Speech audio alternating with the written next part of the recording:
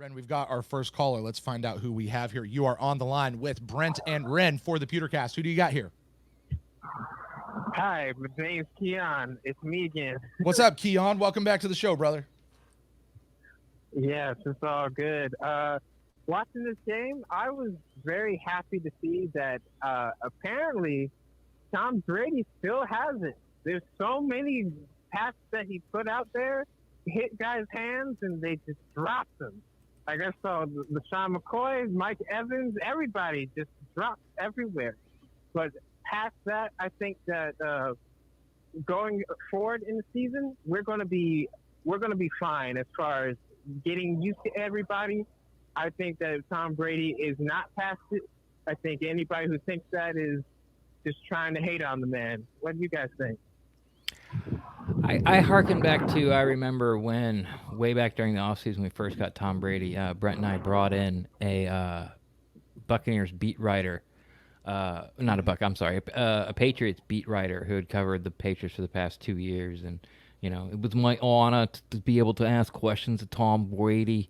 But he said something like we saw today, like there's going to be a play where you're just going to watch Tom Brady like dirt it. Like it's going to be, you're going to be like, what was that? You know, and I think today's play was to O.J. Howard. But, you know, I've been poo-pooing sort of that take narrative since, you know, as soon as we got him and even after that first Saints game, because if you're going to look at who has the noodle arm between the Saints and the Buccaneers, it's definitely not Tom Brady. But, yeah, the drops were concerning. Justin Watson dropped one over the middle. You know, that Shady McCoy drop. And we don't even want to talk about Cyril Grayson. I mean, he was so wide open. Like, all he had to do was catch. And even if he caught it, I think he would have landed out of bounds. He had no idea where he was on the field. The ball goes off the top of his head. I mean, the coverage was so blown, all he did was catch it, and he had enough speed probably to ramp up and put it in the end zone. So the drops are concerning. O.J. Howard had one too. But, you know, it's nothing that I'm really going to raise the alarm for just quite yet.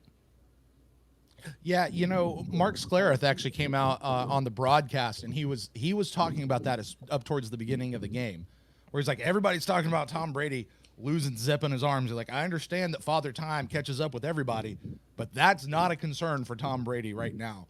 And he said, you know, the biggest concern right now is still the newness. I think he quoted Tom Brady, I guess, in a press conference or something. He's like, look, I was married for 20 years to New England.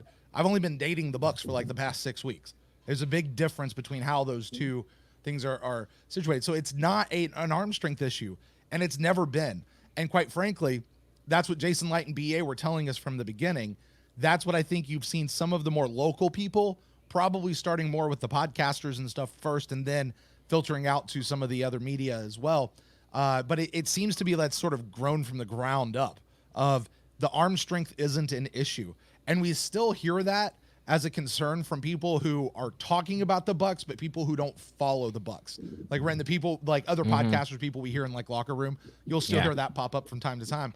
But it's just, it's kind of like the BA versus Tom Brady thing from last week. It's a storyline that doesn't need to be a storyline. You know what I mean?